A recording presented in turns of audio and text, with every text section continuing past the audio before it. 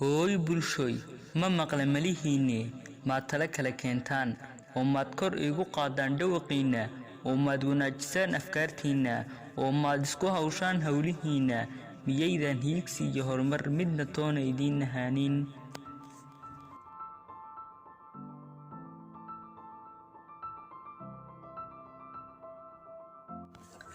badana marka la maraya da'da 18 sano jirka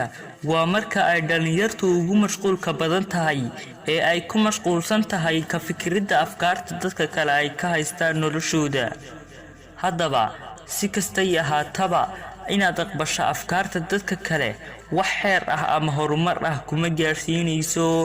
ee maanta kadib ha dhageysan ra'yada ay ka qabaan kuwa facaaga iyo kuwa kaleba adigu mar waliba dhagahaaga ha u dhigan ee ka furaysa dhagahaaga dadkana si kasta oo aad u tahay qof wanaagsan oo iskula quman tahay haddana ma waayaan waxay ka sheegaan kaasna waa ra'yiga dhabta ah ee ay ka qabaan noloshooda ee ma ahinkan xaqiiqada ku dhisan ee ay adiga ka malaysanayaan mar walibana adiga ahaw mid moogan afkaartooda oo dantaada iyo hawlahaaga marnaba ha ka gaabin maxaa yeelay daliishoodu kaama halaysa ilaa inta aad nooshahay ee adigu ku hawlanow hawshaada ogowna hadday arrinkaasi wax dhibaato ahi kaa soo gaadho adiga ayaa u sababa maxaa yeelay